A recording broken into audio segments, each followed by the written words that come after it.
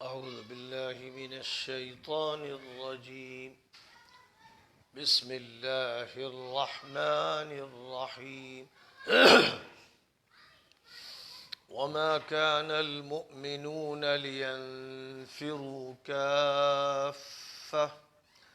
فلولا نفر من كل فرقة منهم طائفة ليتفقهوا في الدين ولينذروا قومهم إذا رجعوا إليهم لعلهم يحذرون.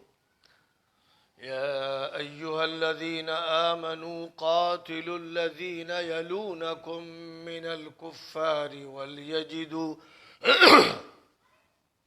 وليجدوا فيكم غلظة واعلموا أن الله مع المتقين. وإذا ما أنزلت سورة فمنهم من يقول أيكم زادته هذه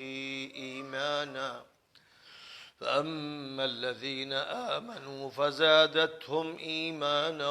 وهم يستبشرون وأما الذين في قلوبهم مرض فزادتهم رجسا إلى رجسهم وماتوا وهم كافرون. أولا يرون أنهم يفتنون في كل عام مرة أو مرتين ثم لا يتوبون ولا هم يذكرون. وإذا ما أنزلت سورة نظر بعضهم إلى بعض هل يراكم من أحد ثم انصرفوا صرف الله قلوبهم بأنهم قوم لا يفقهون.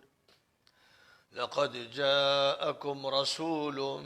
من أنفسكم عزيز عليه ما عنتم حريص عليكم بالمؤمنين رؤوف رحيم. فإن تولوا فقل حسبي الله لا إله إلا هو عليه توكلت وهو رب العرش العظيم. تعلیمی تحریک کی دعوت. تمام اہل ایمان اپنے اپنے علاقوں سے نکل کھڑے ہوں، یہ تو ہونا نہیں ہے. تو ایسا کیوں نہ ہو کہ ہر آبادی سے ایک تعداد نکلے جو اپنے اپنے علاقوں سے مرکز اسلام میں جائے تاکہ دین میں تفقہ حاصل کرے، ایمان، اسلام اور احسان کی تفصیلات کو اچھی طرح سمجھے، عقائد، شریعت اور تزکیے سے بخوبی واقف ہو اور اپنے لوگوں کو واپس آ کر خبردار کرے، متنبہ کرے تاکہ وہ چوکنا ہوں، خطرات کو سمجھیں اور فکر مند ہوں. قریبی کافروں سے مقابلہ. اے ایمان والو، جو کافر تمہارے آس پاس کے علاقوں میں ہیں اور فتنوں میں ملوث ہیں ان سے جنگ کرو اور وہ تمہارا سخت موقف محسوس کریں، اور جان رکھو کہ اللہ متقیوں اور پرہیزگاروں کے ساتھ ہے.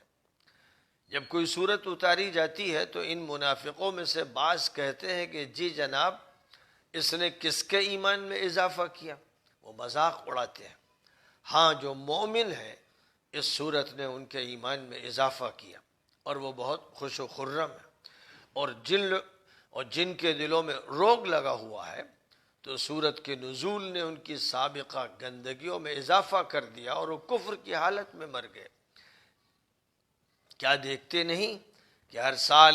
1-2 مرتبہ ان کی آزمائش ہوتی ہے، کسی جنگ کی نوبت آتی ہے اور ان کی قلعی کھلتی ہے،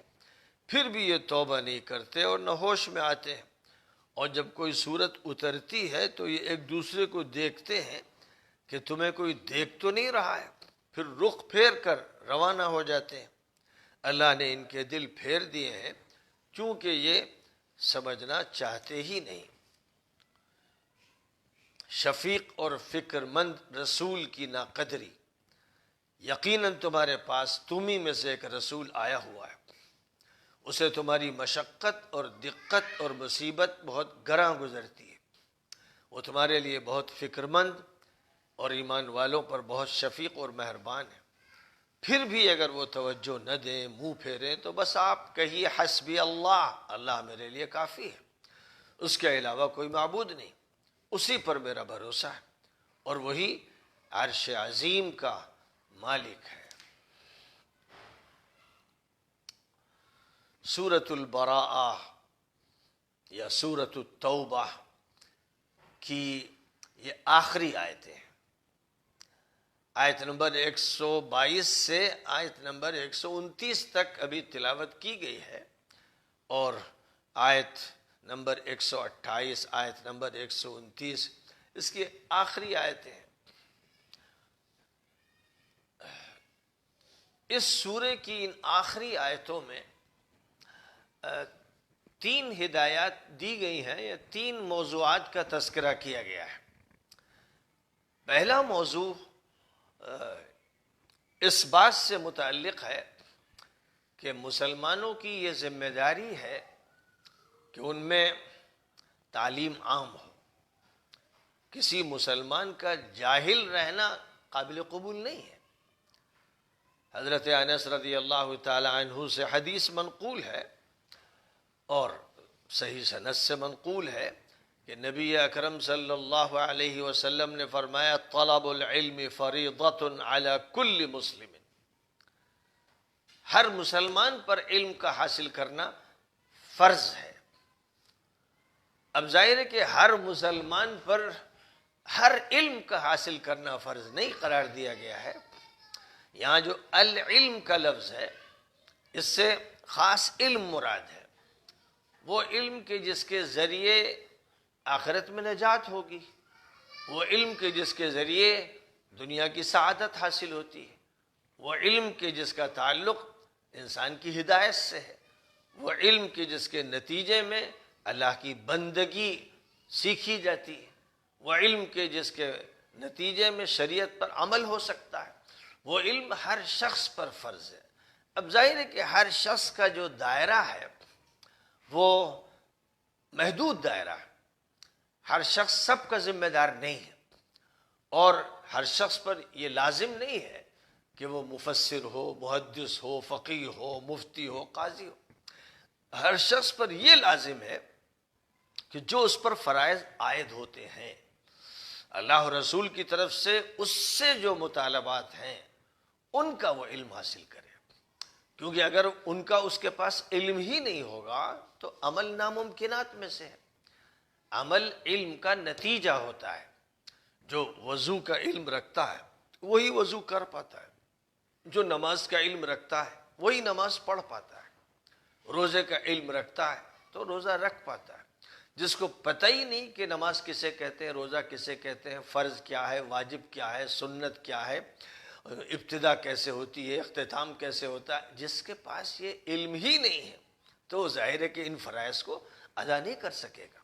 تو ہر انسان پر جو اللہ کی طرف سے فرض کیا گیا ہے، جو بھی انسان مکلف ہوا، بالغ ہوا، اب شریعت کا وہ مخاطب ہوتا ہے، اس پر ایمان فرض ہے۔ تو ظاہر ہے کہ ایمان کا سمجھنا اس پر فرض ہے۔ اللہ پر ایمان لانا ہے، نبی پر لانا ہے، آخرت پر لانا ہے، فرشتوں پر ایمان لانا ہے، تقدیر پر لانا ہے۔ یہ تو عنوانات ہوئے، الفاظ ہوئے، لیکن کیا مطلب ہے اللہ پر ایمان کا، کیا مطلب ہے نبی پر ایمان کا، اس کو سمجھنا ہے۔ اور اس کو اس طرح نہیں سمجھنا ہے جیسے ایک متکلم، ایک فلسفی اور ایک ماہر دینیات سمجھتا ہے۔ ایک عام آدمی کے لیے موٹی موٹی باتیں جو اللہ تعالیٰ کی طرف سے قرآن پاک میں فرما دی گئی ہیں ان سے واقف ہونا ہے۔ اللہ کو اس طرح نہیں ماننا ہے کہ شرک بھی شامل ہو جائے اور کہیں کفر بھی ہو جائے اور اللہ کی صفات کا بھی پتہ نہ ہو اور اللہ کی طرف کوئی غلط بات منسوب ہو جائے یا اللہ کی صفات میں سے کسی صفت کی نفی ہو جائے۔ اس لیے اللہ نے قرآن پاک میں اپنا جو تعارف کرایا ہے اس کا خلاصہ لکھ دیا گیا ہے، بچوں کے لیے بھی مرتب کر دیا گیا ہے، عام لوگوں کے لیے بھی آسان زبان میں مرتب کر دیا گیا ہے کہ اللہ پر ایمان کس طرح لانا ہے، وہ تمام تفصیلات جو عقائد کی کتابوں میں لکھی ہوتی ہیں اور وہ تمام جزیات مطلوب نہیں، ہر انسان سے وہ مطلوب نہیں۔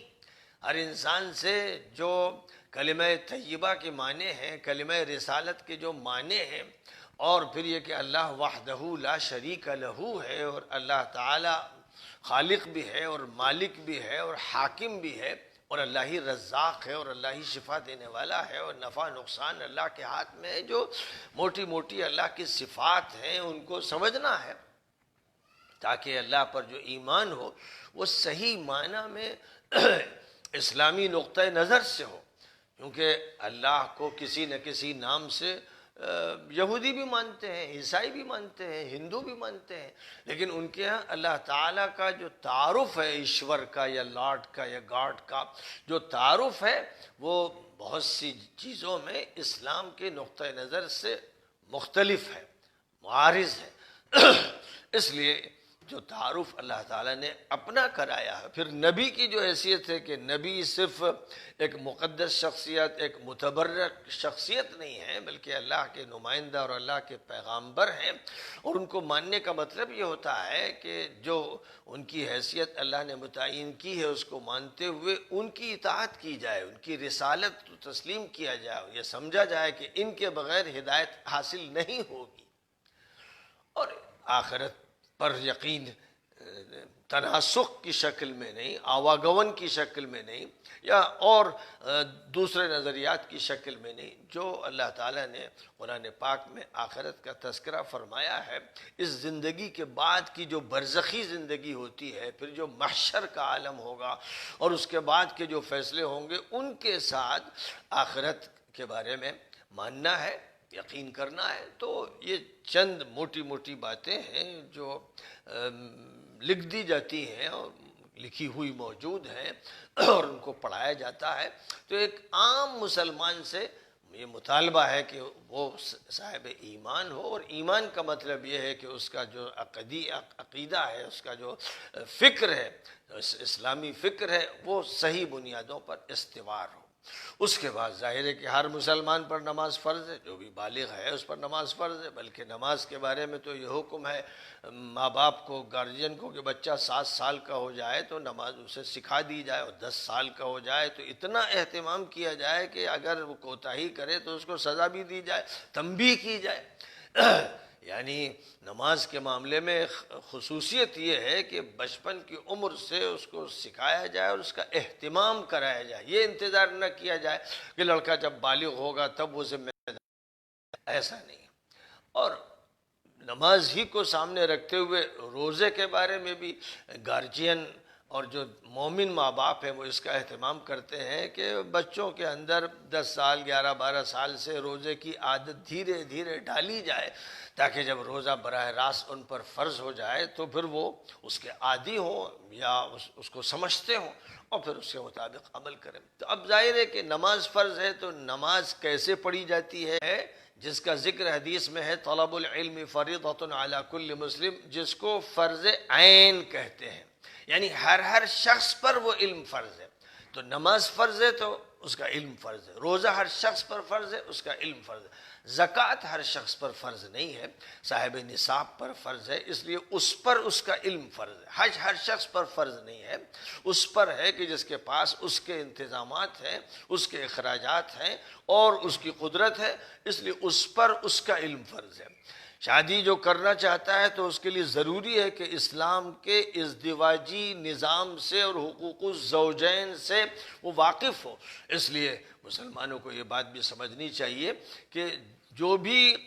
عمل انسان کو کرنا ہے، ایک تو وہ شخص ہے جو کسی عمل کو ابھی نہیں کر رہا ہے، یعنی زکوٰۃ فرض نہیں ہوئی ہے، حج فرض نہیں ہوا تو وہ ادا نہیں کر رہا ہے۔ اگر فرض نہیں ہے لیکن وہ ادا کر رہا ہے تو پھر اس پر فرض ہے کہ وہ اس کا علم حاصل کرے۔ جہالت کے ساتھ حج کو ادا کرنے کی اجازت نہیں ہے، اس کا پہلے علم۔ اس لیے حاجیوں کے لیے ضروری ہے کہ ان کا کورس کرایا جائے، مشق کرائی جائے، حج پر جانے سے پہلے ان کو چاہیے کہ وہ حج کی معلومات اچھی طرح سے حاصل کریں۔ اسی طرح اگر شادی ہونی ہے تو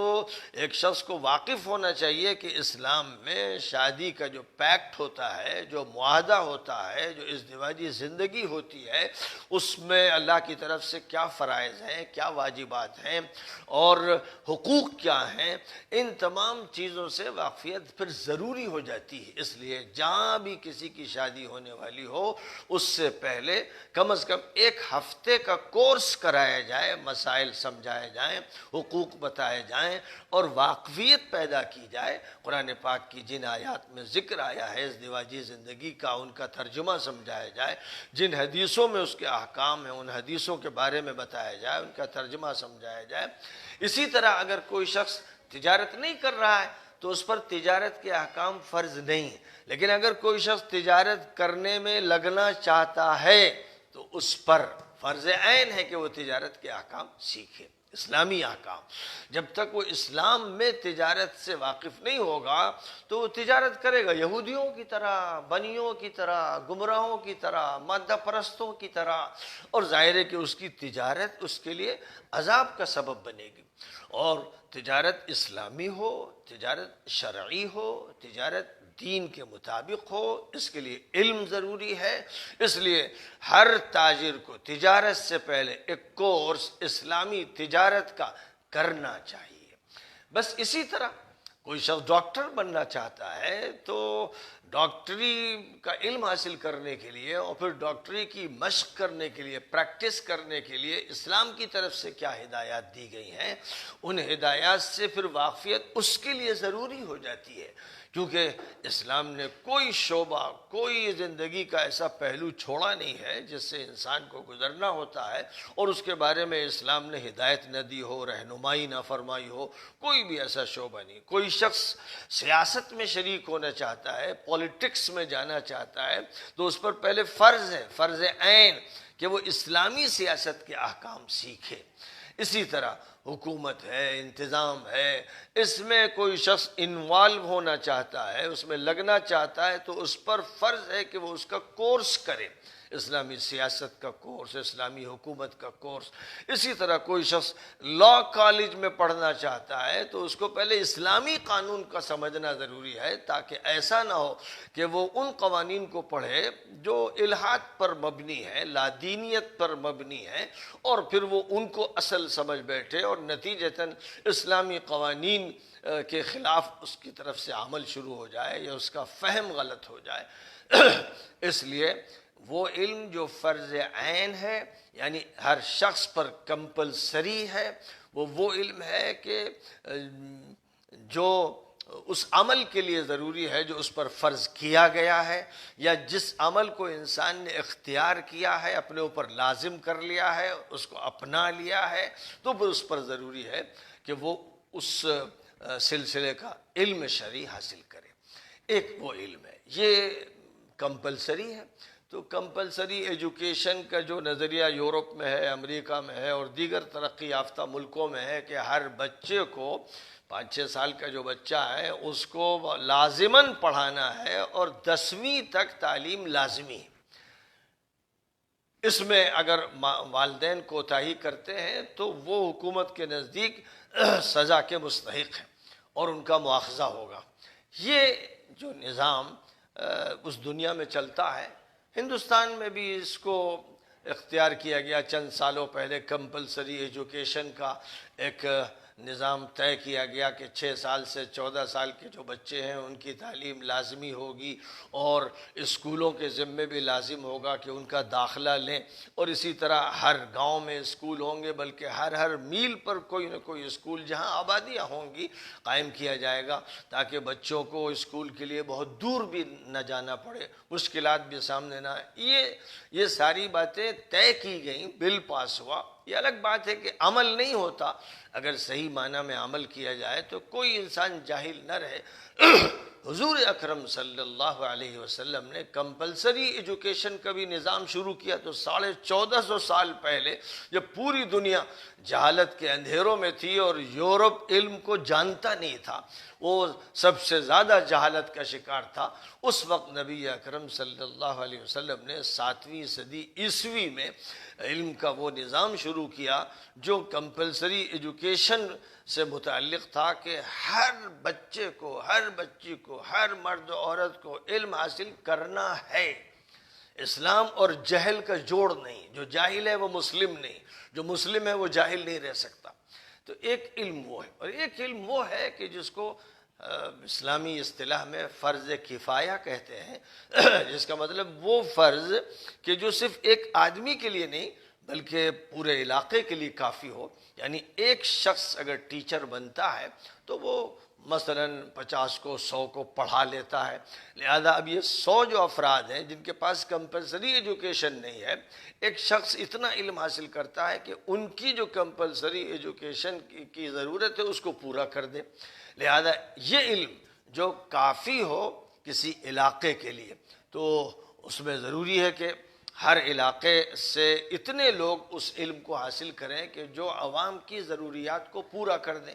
تاکہ پھر عوام میں سے کوئی شخص بھی جاہل باقی نہ رہے، سب کو عقائد بھی معلوم ہو جائیں اور جو لازمی عبادات ہیں وہ معلوم ہو جائیں۔ تو یہ جو علم فرض کفایہ کہلاتا ہے یہ پورے دینی نظام کا ہے، یعنی اس میں قرآن کی تفسیر بھی ہے اور حدیث کی شرح بھی ہے اور فقہ کے مسائل بھی ہیں اور عربی کی زبان بھی ہے اور سیرت رسول صلی اللہ علیہ وسلم بھی ہے۔ یہ سارے جو سبجیکٹ ہیں ان کو اس حد تک پڑھنا کہ کسی بھی علاقے کے لوگوں کی جو ضرورتیں ہیں، کہ کسی کو نماز کے مسائل سمجھنے ہیں، کسی کو زکوٰۃ کے، کسی کو حج کے، اور کسی کو معاشرتی مسائل، اور کسی کو اخلاق کے بارے میں جاننا ہو، کسی کو اسلامی قانون کے بارے میں معلومات حاصل کرنی اور کسی کو اسلامی سیاست سمجھنا ہے، کسی کو اسلامی حکومت سمجھنا ہے، تو یہ عالم جو فرض کفایہ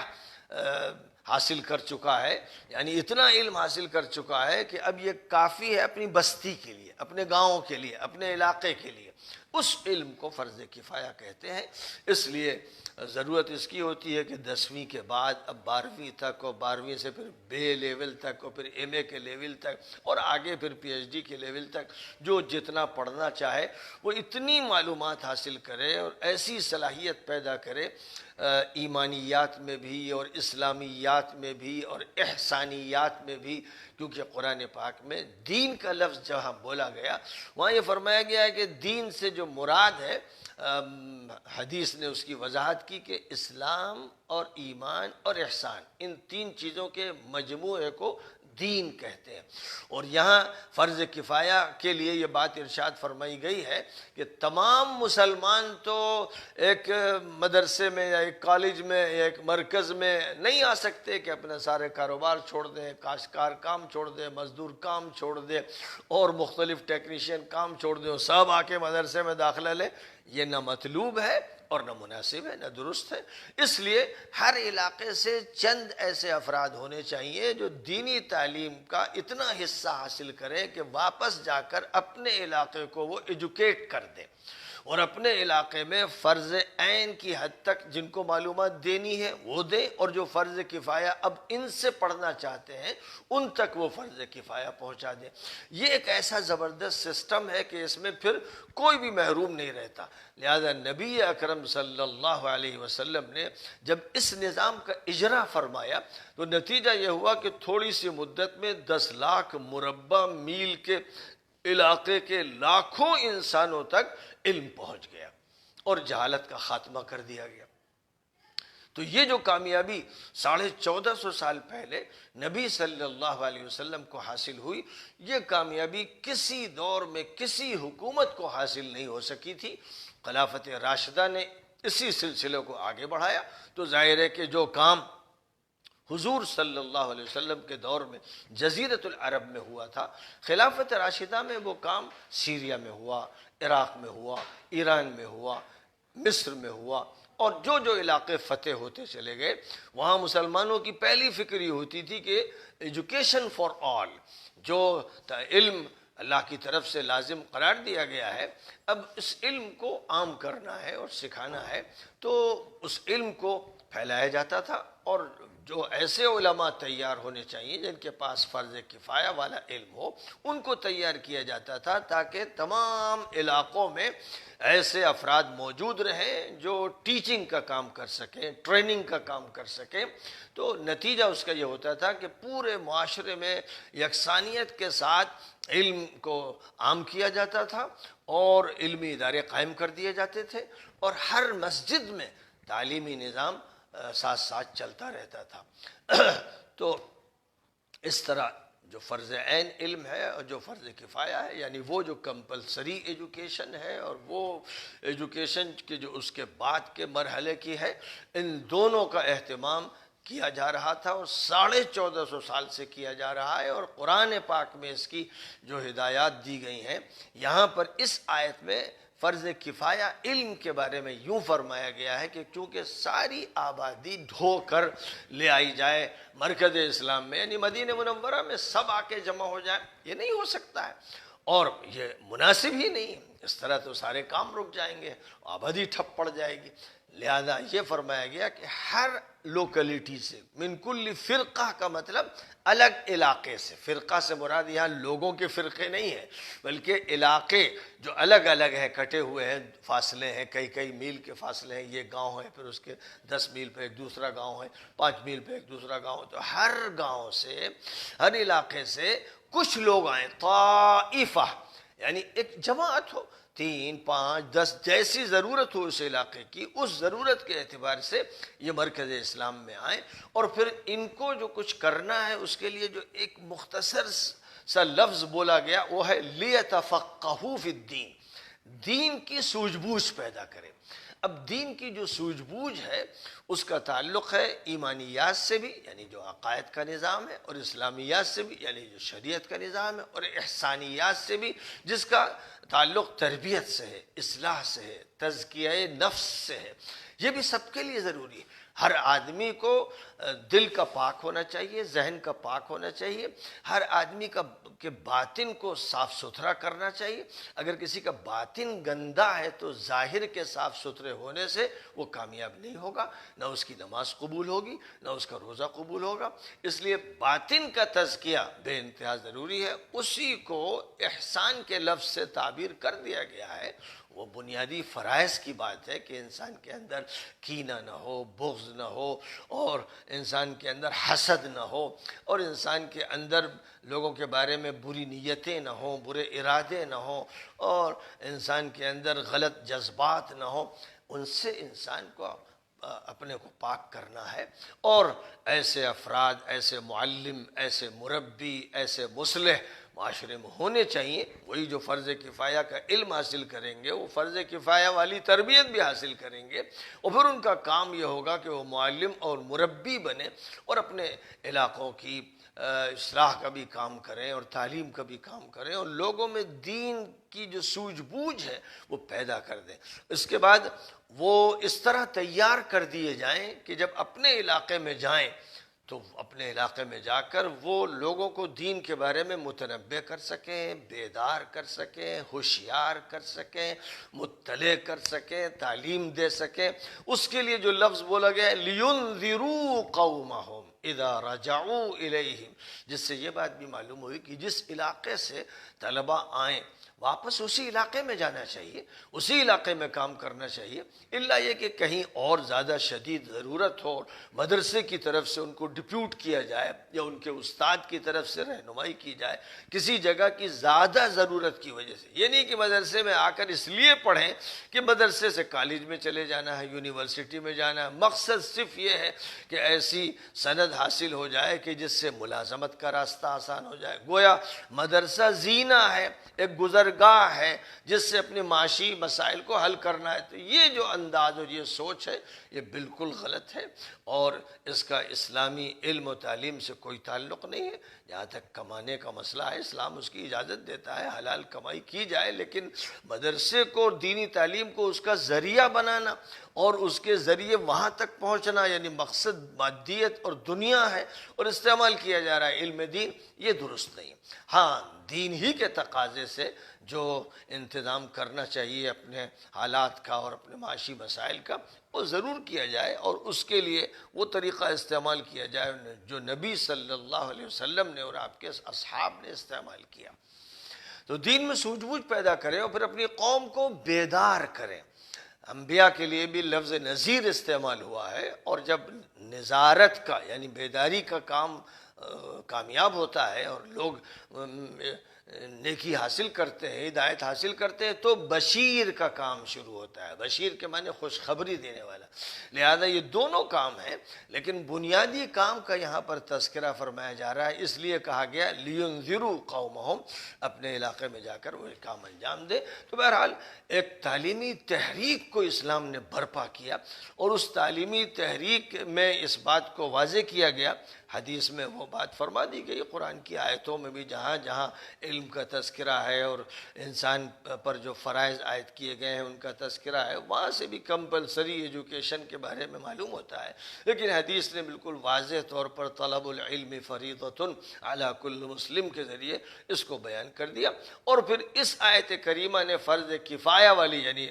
10ویں سے اوپر مان لیجئے یا فرض عین سے اوپر کی جو تعلیم ہے اس کا تذکرہ یہاں پر کر دیا گیا، اور اس طرح ایک جامع تعلیمی تحریک کو برپا کرنے کے بارے میں اس سورہ کے اخیر میں ہدایت دی گئی ہے، جس سورہ میں اللہ تعالیٰ کی طرف سے ان سے بیزاری کا اظہار کیا گیا تھا جو مشرک ہیں، کافر ہیں، اور منافقوں کا کچا چٹھا بیان کیا گیا تھا جو مسلم معاشرے میں داخل رہتے رہے، اور اس وقت بھی وہ اس معاشرے میں داخل تھے۔ اب آگے چل کر یہ فرمایا جا رہا ہے کہ یہ جو تعلیمی نظام برپا کیا جا رہا ہے، یہ اصلاً اس لیے برپا کیا جا رہا ہے کہ حق کا غلبہ ہو، ظلم کا خاتمہ ہو، اور اس دنیا میں کوئی بات بھی غلط نہ ہونے دی جائے، لا قانونیت کے سلسلے کا خاتمہ کیا جائے۔ اور کفر لا قانونیت کی علامت ہے، شرک یہ لا قانونیت کی علامت ہے۔ شرک دراصل اس طرح کا دعویٰ ہے جیسے کسی ملک میں یہ کہہ دیا جائے کہ یہ صوبہ ہمارا ہے، یہ ضلع ہمارا ہے، کوئی اپنی طرف نسبت کرے اور حکومت کا انکار کرے تو وہ باغی شمار ہوتا ہے۔ ویسے اللہ کی ملکیت میں کسی کو دوسرے کو شریک کر دے، اللہ کی وحدانیت میں شریک کر دے، اللہ کی نافعیت میں شریک کر دے، تو یہ بڑا جرم ہے، قانونی جرم ہے، ملکی سطح کا جرم ہے۔ اس لیے ایسے جو مجرم ہیں، ظالم ہیں، یا وہ پورے نظام کو تہو بالا کرنے والے لوگ ہیں اور جو اس تعلیمی نظام کا خاتمہ کرنے پہ تلے رہتے ہیں، ان کے بارے میں فرمایا گیا قاتل الذین یلونکم من الکفار ولیجدوا فیکم غلظہ، یہ جو کافر ہیں ان سے جنگ کرو، خاص طور پر جو قریبی علاقوں میں، کیونکہ تمہارا مرکز اسی وقت صحیح حالت میں رہے گا، امن کے ساتھ رہے گا، حفاظت کے ساتھ رہے گا جب اس کے ارد گرد باغی نہ ہو، اس کے ارد گرد لا قانونیت برپا کرنے والے لوگ نہ ہوں، اس کے ارد گرد وہ نہ ہوں جو اس نظام کے منکر ہیں۔ کیونکہ اگر ان کو موقع دیا جائے گا تو ایسے ہی ہے جیسے کوئی شخص اپنے گھر میں سانپ کے آنے کا موقع دے اور بچھوؤں کے آنے کا اور بسنے کا اور رہنے کا موقع دے، اور جو مضر چیزیں ہیں، زہریلی چیزیں، ان کو آنے کا موقع دے، تو ظاہر ہے کہ پھر اس کا تو امن ختم ہو جائے گا، اس کی زندگی ہر وقت خطرے میں رہے گی۔ بالکل اسی طرح اللہ تعالیٰ کے موحدانہ نظام کی حفاظت کا یہ تقاضا ہے کہ اس کے قرب و جوار میں منکرانہ نظام نہ باقی رہے، بلکہ جو انکار کرنے والے افراد ہیں وہ بھی وہاں نہ رہیں، ان کو بھی یہ بتا دیا جائے کہ اس نظام کی سیادت کو قبول کرتے ہوئے اگر وہ اپنے مذہب پر باقی رہنا چاہتے ہیں تو وہ رہ سکتے ہیں، لیکن اس کا انکار کرتے ہوئے اور لا قانونیت اور ظلم اور طغیان اور بغاوت کے راستے کو اختیار کرتے ہوئے ان کو موقع نہیں دیا جائے گا، ان کے ساتھ سخت رویہ اختیار کرنے کی ہدایت دی گئی ہے۔ اب وہ لوگ جو معاشرے میں ہیں اور دل کے روگی ہیں اور منافق ہیں، جن کے بہت سے حالات بیان ہو چکے ہیں، جو مجلس نبوی میں بھی آتے تھے اور نماز بھی پڑھ لیتے تھے اور حضور کے پاس بھی بیٹھ لیتے تھے اور مسلمانوں کے ساتھ رہتے تھے، معاشرتی زندگی ساتھ گزارتے تھے، لیکن دل صاف نہیں تھے۔ وہ مذاق بھی کرتے تھے اور تفریح بھی لیتے تھے، کوئی صورت اترتی تو کسی پر ٹانٹ کستے ہوئے، مذاق اڑاتے ہوئے کہتے کس کے ایمان میں اضافہ ہوا؟ وہ ایمان والوں کو مذاق اڑاتے۔ اللہ یہ فرماتا ہے کہ جو اہل ایمان ہیں ان کے ایمان میں اضافہ ہوا اور گندے ناپاک لوگوں کی گندگی بڑھ گئی، کیونکہ ان کی بیماری میں اضافہ ہوا۔ جب ان کو چوٹ لگی اور آیات نے ان کا بھانڈا پھوڑا تو اور زیادہ وہ حسد میں اور جلن میں مبتلا ہو گئے۔ یہ اور اللہ فرما رہا ہے کہ یہ رہ رہے ہیں، مدینے میں رہ رہے ہیں، ہمارے ساتھ رہ رہے ہیں، ان کی آزمائش ہوتی رہتی، سال میں 1 مرتبہ 2 مرتبہ کوئی نہ کوئی جنگ چھڑتی ہے، کوئی جہاد ہوتا ہے اور مسلمان کسی علاقے کے لیے نکلتے ہیں تو ان پر بن آتی ہے۔ اس وقت ان کا حال خراب ہوتا ہے کہ بھائی ساتھ تو رہ رہے ہیں، رشتہ داریاں بھی ہیں اور نبی کی خدمت میں بھی حاضر ہو رہے ہیں، اور اب جب کہا جا رہا ہے کہ نکلو، جیسے تبوک کے موقع پر، سفر تبوک کے موقع پر دعوت دی گئی تھی تو ان کی جان جا رہی تھی، ایسے ہی جب ان سے مطالبہ ہوتا ہے اور آزمائش ہوتی ہے تو بس ان کا جو روگ ہے وہ غالب آ جاتا ہے، اور یہ اس وقت پھر یہ کتراتے ہیں، ادھر ادھر ایک دوسرے کو دیکھتے ہیں اور سوچتے ہیں کہ کسی طرح سے مسلمانوں کے، اہل ایمان کے اور مخلص جو صحابہ ہیں ان کے بیچ سے یہ نکل جائیں، کترا کے گھر چلے جائیں، اپنی جان بچا لے جائیں۔ یہ ان کا رویہ ہے۔ تو بہرحال ان کو بھی سمجھ لینا ہے، پہچان لینا ہے، تفصیلات ان کی بیانی کی جا چکی ہیں۔ اب آخری آیتیں ہیں، 2 آیتیں ہیں جو بڑی زبردست ہیں اور جو سمجھ لیجئے کہ خلاصہ ہے، پورے دین کا خلاصہ، پورے اسلام کا اور نظام اسلام کا خلاصہ ہے۔ وہ رسول اکرم صلی اللہ علیہ وسلم کی ذات گرامی کو اور آپ کی رسالت اور نبوت کو سمجھنا ہے، کیونکہ یہیں سے ساری خرابی پیدا ہوتی ہے کہ اگر نبی کے ساتھ ہیں مال غنیمت کے لیے، اپنی منفعت کے لیے، اپنے مفاد کے لیے، تو یہ غیر مخلص لوگ محروم رہتے ہیں۔ یہ نہ رسالت کو سمجھتے ہیں، نہ نبوت کو سمجھتے ہیں، نہ شخصیت کو سمجھتے ہیں، نہ ان کے مقام کو سمجھتے ہیں، اور ان کے ساتھ وہ معاملہ کرتے ہیں جیسے آپس میں دوسرے لوگوں کے ساتھ کرتے ہیں یا کسی سیاسی لیڈر کے ساتھ کرتے ہیں۔ حالانکہ فرمایا جا رہا ہے کہ تمہارے اندر سے اللہ تعالیٰ نے ایک رسول کو بھیجا ہے، یہ وہ رسول ہے جو تم پر شفیق ہے، تمہارے لیے ہمدرد ہے، تم پر بہت ہی عنایت فرمانے والے ہیں۔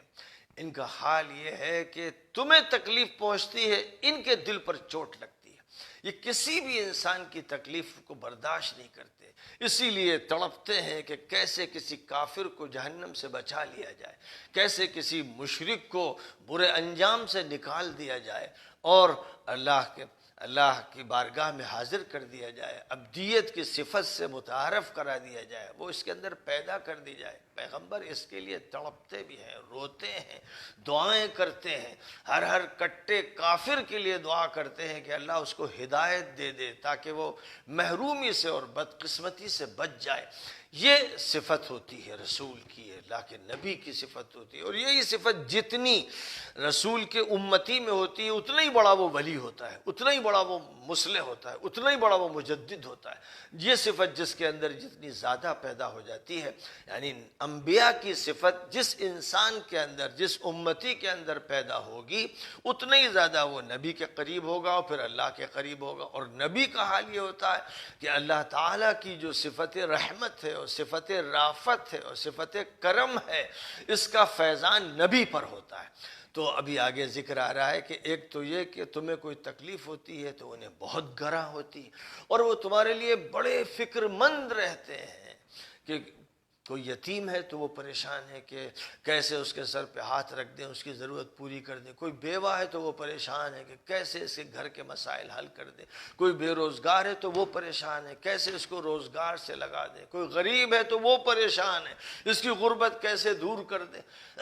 حضرت خدیجہ رضی اللہ تعالی عنہا نے تو حضرت رسول اکرم صلی اللہ علیہ وسلم سے اس وقت جب آپ بہت متاثر ہوئے تھے، پہلی وحی کے بعد جو فرما رہے تھے مجھے تو اپنے بارے میں ڈر لگتا ہے، تو حضرت خدیجہ نے یہی سب باتیں کہی تھی کہ آپ تو ایسے ہیں کہ غریبوں کا، مسکینوں کا، یتیموں کا، بیواؤں کا خیال رکھتے ہیں، آپ تو مخلوق کے لیے اتنے ہمدرد ہیں، تو خالق آپ کے ساتھ کیوں نہ کرم کرے گا، وہ آپ کو بے یار و مددگار نہیں چھوڑ سکتا۔ پھر آگے چل کر اللہ کی جو صفت رؤوف ہے اور اللہ کی جو صفت رحیم ہے، یہاں پر نبی کے ساتھ اس کو وابستہ کیا جا رہا ہے کہ نبی اہل ایمان کے لیے رؤوف ہیں، رحیم ہیں، یعنی بس وہ یہ چاہتے ہیں کہ اہل ایمان کے مسائل حل ہو جائیں اور ان کے کام بن جائیں اور ان کو اللہ کی نعمت حاصل ہو اور کوئی مضرت ان کو لاحق نہ ہو، ہر اعتبار سے، مادی اعتبار سے، روحانی اعتبار سے، ظاہری اعتبار سے، باطنی اعتبار سے ان کے لیے فکر مند رہتے ہیں، کوشاں رہتے ہیں،